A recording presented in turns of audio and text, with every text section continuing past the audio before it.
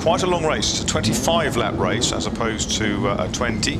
So let's just see how it evolves. Won't be too long. There's Roger Wills with the silver fern of New Zealand on the side of his crash helmet. There's a view.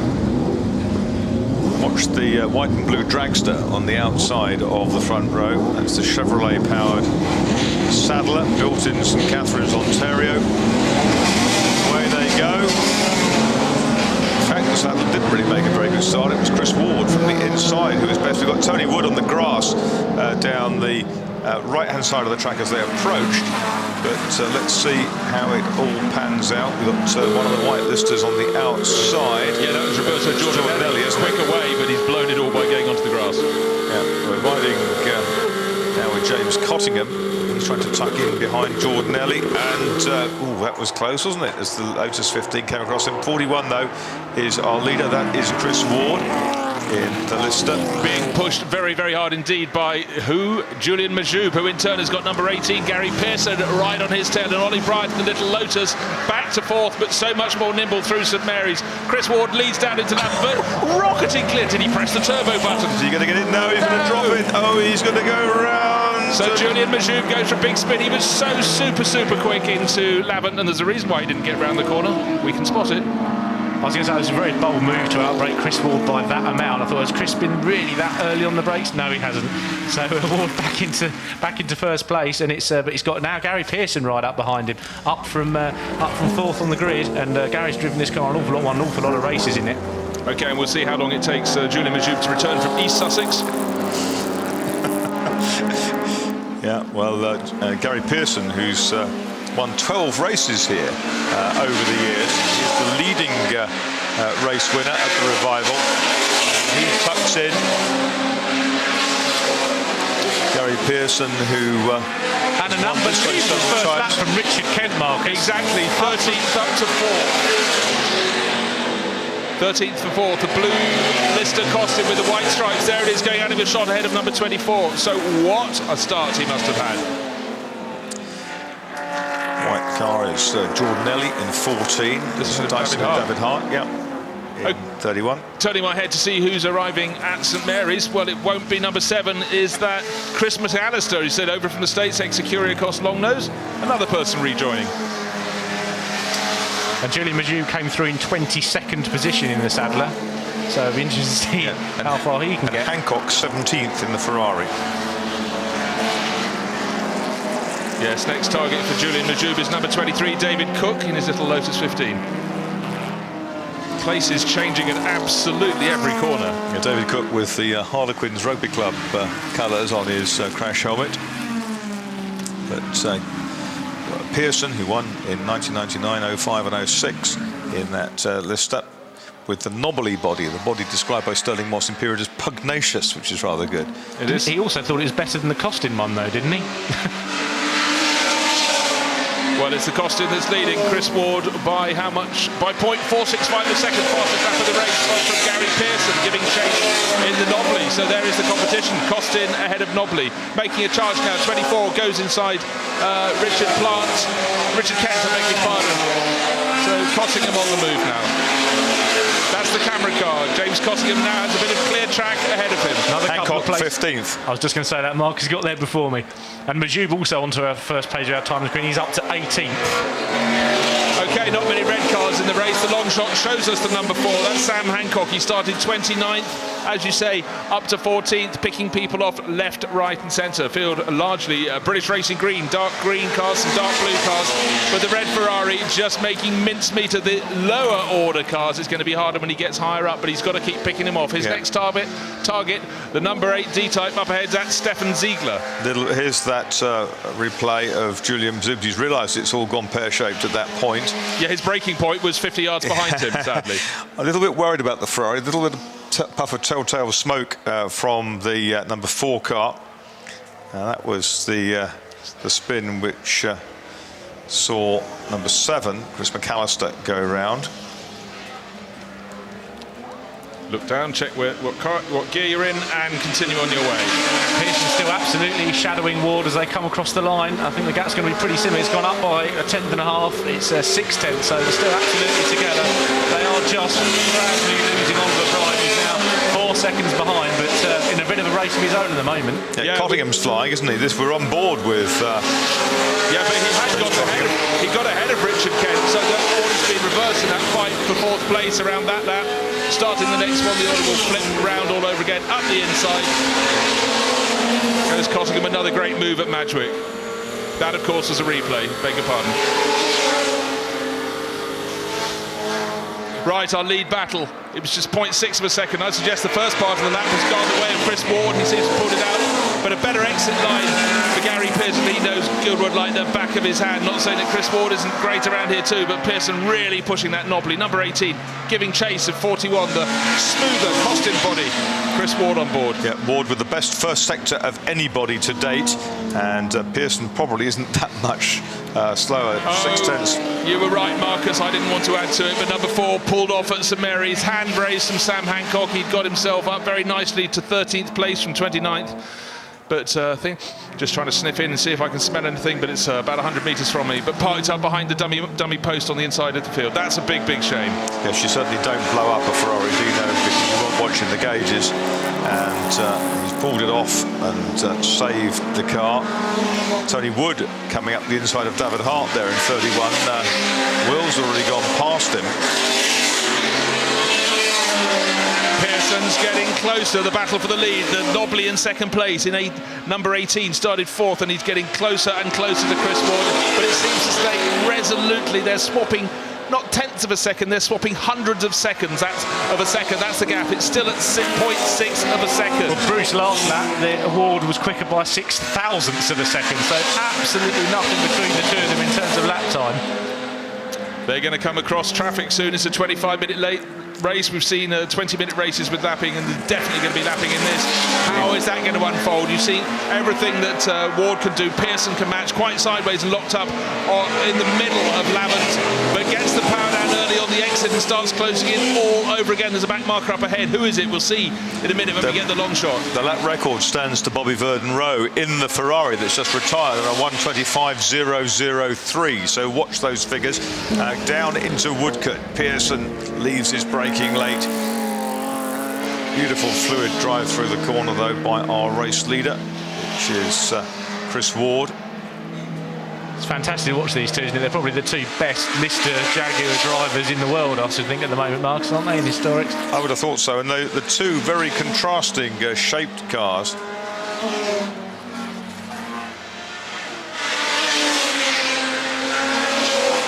You just start to sense the gap's gone out by a few hundredths, that Chris Ward is starting to just eke a little bit clear. But as I said, they'll be doing more lapping in a minute. I think they just went past Kurt Engelhorn, put a lap on him. He started down towards the tail of the field in his Lister Jaguar Costin. But let us see. It looks to me as though that gap's coming out by another 10th. The Devon SS of Ron Gammons pulling off. Okay, he's cruising down towards Lavant, but he's off the racing line, off the circuit. Now, what can Gary Pearson do? He knows he doesn't want to push too hard too soon, but he cannot let Chris Ward get any further ahead. It looks like it's going to be a whole second by the time they get back to the end of the lap, but there is a lot of traffic further back. And that's Kurt Engelhorn being passed on either side. Roger Wills up the tight side, Jordan Ellie behind him, number 81, going around. So very, very busy indeed. That's Tony Wood in 81. It is Tony Wood with now ahead of Roger Wills and tackling Roberto Giordanelli, who's chasing down the blue and white car of Richard Kent to the battle for 6th place. Very busy as always.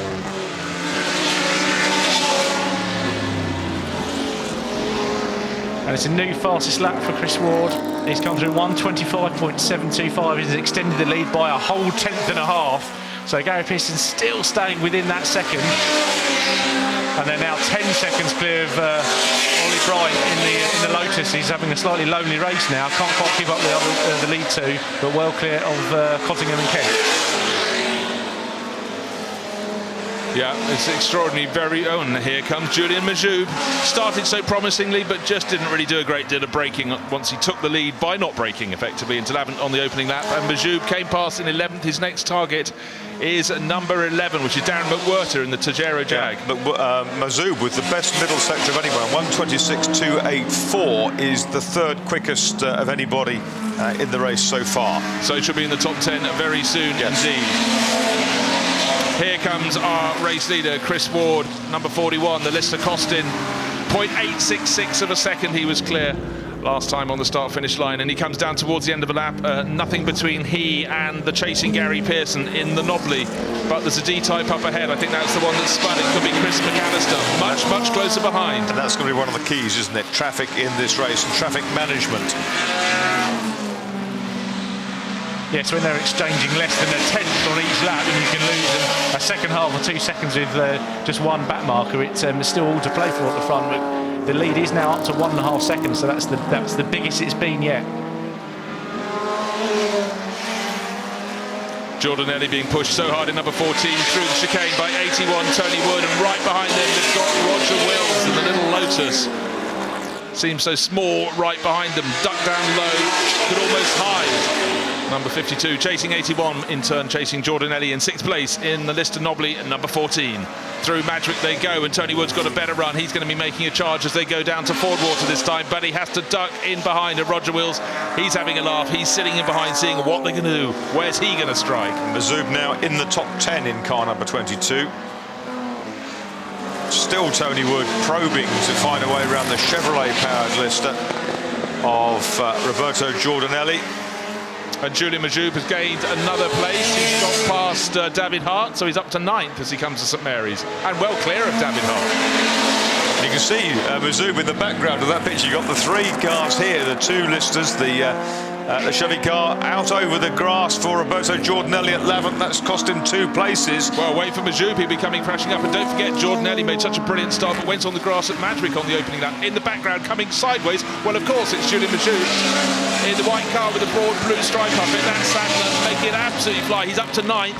8th is his next target, and it's Jordanelli. Did Jordanelli go wide on his own? Has he got, are his tyres going away? Did he find oil? Well, doesn't matter. He's come down again dramatically. It's 0.678 again. It's where it was on lap 4.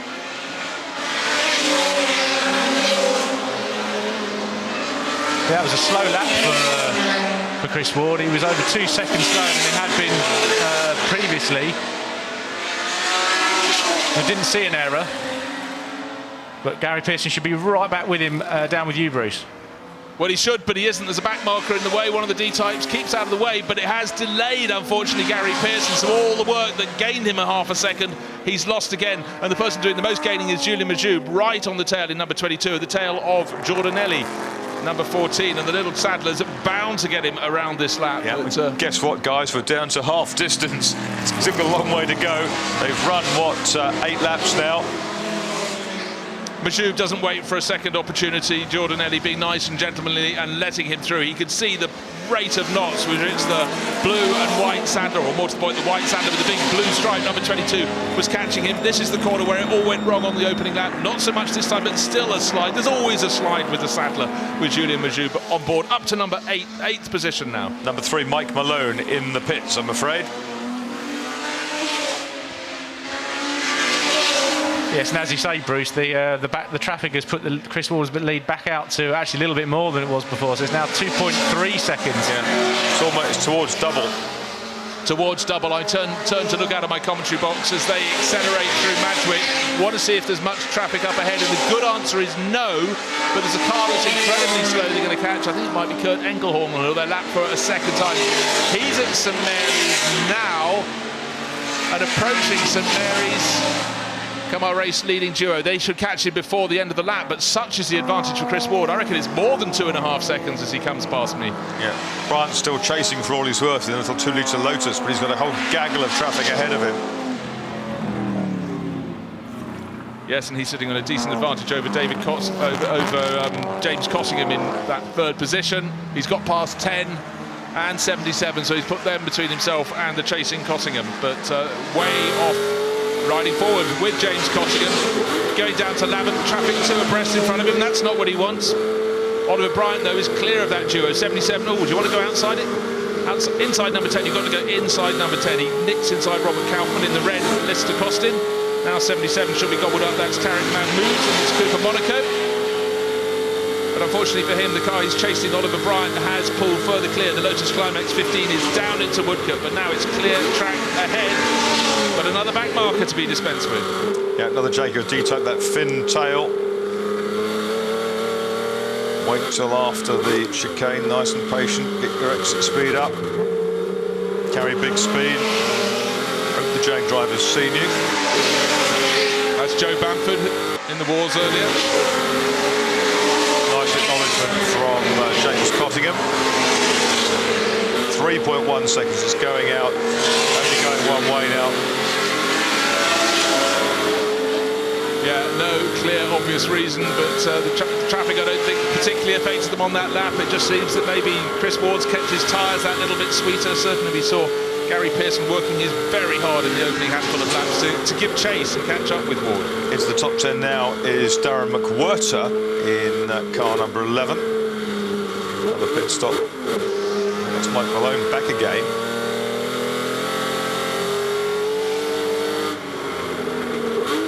And the battle between Richard Kent, Tony Wood and Roger Wills stays in that order with 81 in the middle. That's Tony Wood. Drifting nicely, but the blue and white, 81 up ahead of him. The Lister Knobley doing very... Sorry, he's in the Lister Knobley. The car that started at 16, Lister Costin, also blue and white. Richard Kent doing very, very good job in 5th place. Yeah, Julian Majuba sideways, exiting Levant again as he closes on Wills ahead of him. So his next target would be 7th spot. There he is using the grass against the back markers. Really fantastic to watch him drive this car. Julian Majuba is never less than entertaining. So up to 8th place, still brewing that rather rash dive on the opening lap to take the lead at Lavant.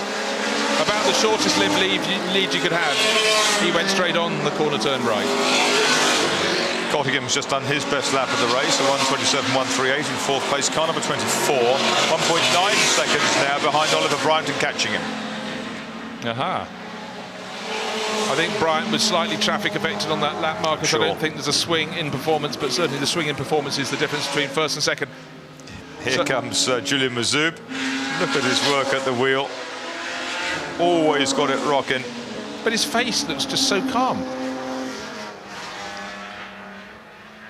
I think mere mortals, if you had a car with that much power and that little grip, would not be looking calm when you're swinging the tail out almost on the straight. But Julian Majuba is the master of the saddler. I think the only position the wheels are never facing is straight ahead. Oh, who's gone for a spin? Off. Oh, big off.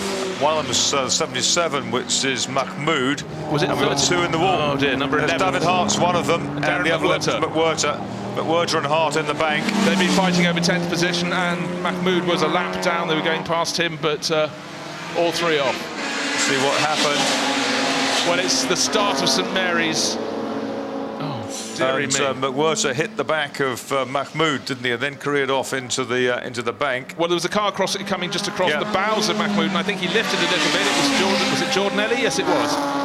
But very hard to judge the lead up to that. And then David Hart locked up, couldn't get out of the way at all, couldn't get on the circuit, and just followed into the tyre wall on the outside. Yeah. So poor David Hart there. Well, he went off and hit the spinning Tajiro, didn't he? Yeah.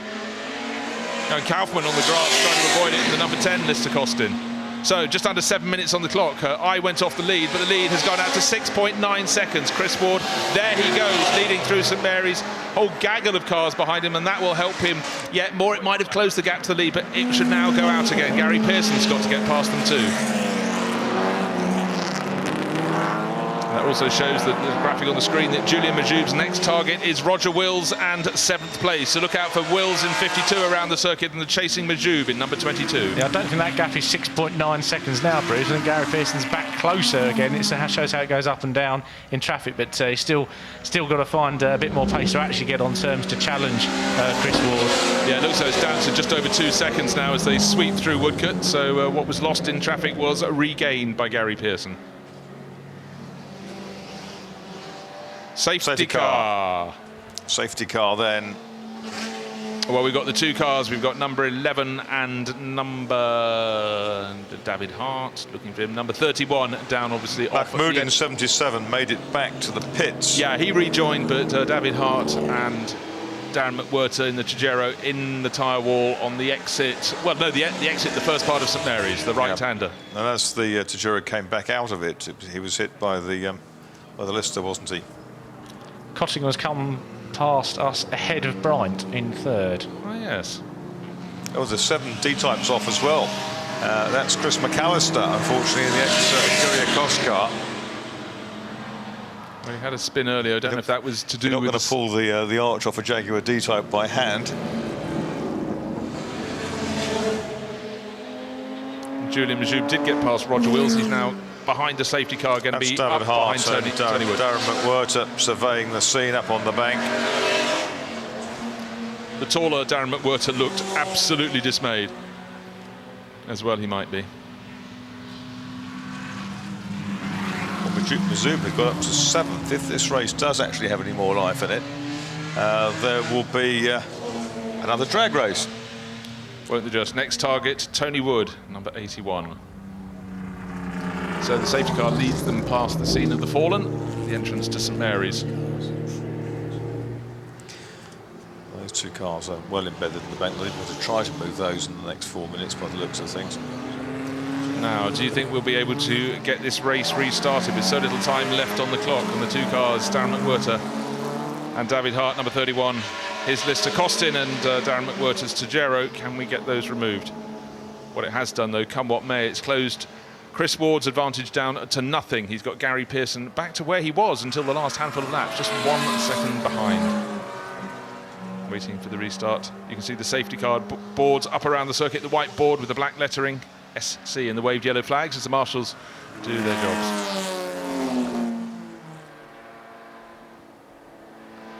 The field will all bunch up behind the safety car.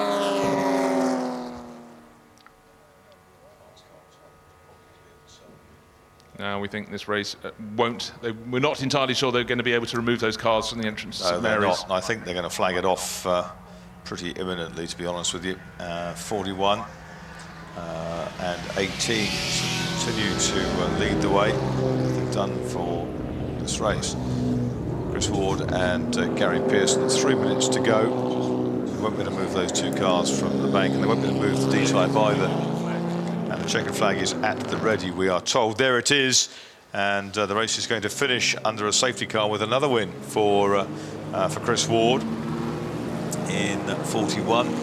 Finished second last year to Bobby Verden-Rowe in the Ferrari, and there is the checkered flag, and slightly subdued finish to what was going to be a great climax to not only the race but the Revival's race card for 2016, and with the checkered flag waving. Back. Well, how did he miss the Ferrari? Missed the Ferrari. That was a heart-in-mouth moment, not just for Richard Miles, but also for Joe Bamford as he saw it getting closer and closer.